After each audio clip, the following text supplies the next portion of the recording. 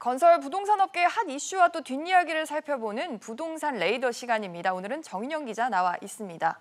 정 기자, 먼저 최근에 부동산 업계에서 가장 큰 관심이 쏠린 용산역 정비창 부지 개발, 이 소식부터 한번 해봐야 될 것 같은데, 정부가 이 지역을 토지거래 허가구역으로 지정을 하기로 했는데 벌써부터 풍선 효과에 대한 우려가 있다고요? 네, 국토부가 어제 한강로동과 이촌 2동 등 13개 구역을 오는 20일부터 토지거래 허가구역으로 묶겠다고 밝혔는데요. 네. 이 1년간 이 지역에서 주거지역 18제곱미터 초과, 상업지역 20제곱미터 초과 토지를 거래할 때는 구청의 허가를 받아야 하기 때문에 시수요자만 매수할 수 있습니다.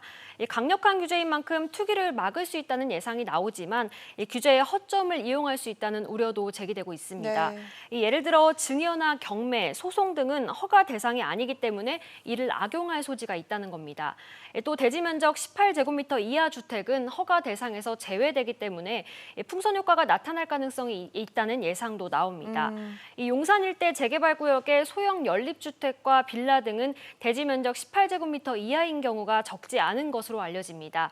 이에 대해 국토부는 허가 대상에서 제외되는 토지 거래에 대해 집중 조사할 계획이라고 말했습니다.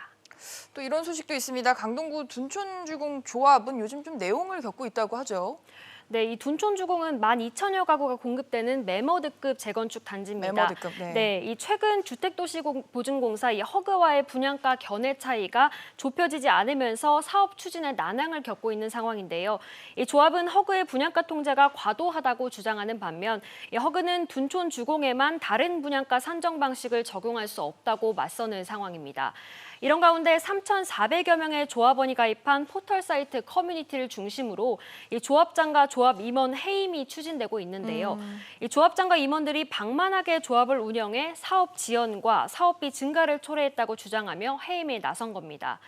당초 어제 조합장을 중심으로 이 허그의 고분양가 심사 기준 완화를 요청하는 기자회견이 진행되려다 코로나19 확산 우려에 취소됐는데요. 네. 이를 두고 일부 조합원들은 해임 위기에 몰린 조합장이 이 보여주기식으로 기자회견을 하려는 것이라 비판하는 등 내부 갈등이 커지고 있습니다. 네, 그런 소식도 있고 또 건설업계에서도 해외 현장에서 근로하시는 근로자분들이 많은데 이분들 중에서 코로나19 확진을 받거나 사망하는 사례가 있어서 또 업계가 긴장하고 있다고 하죠.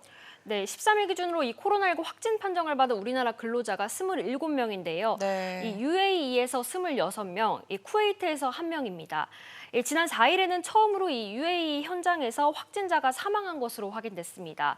현재 정부는 해외 건설 현장에서 발생하는 확진자 수를 매일 모니터링하고 각국 공관과 핫라인을 만들어 필요한 조치를 취하고 있습니다. 건설업계에선 확진자 증가를 막기 위해 충분한 마스크 공급이 필요하다고 요청하고 있는 상황이라 정부도 대응 방안을 모색하고 있습니다. 네, 한 주간 부동산 업계 핫한 소식들 짚어봤습니다. 정 기자 잘 들었습니다.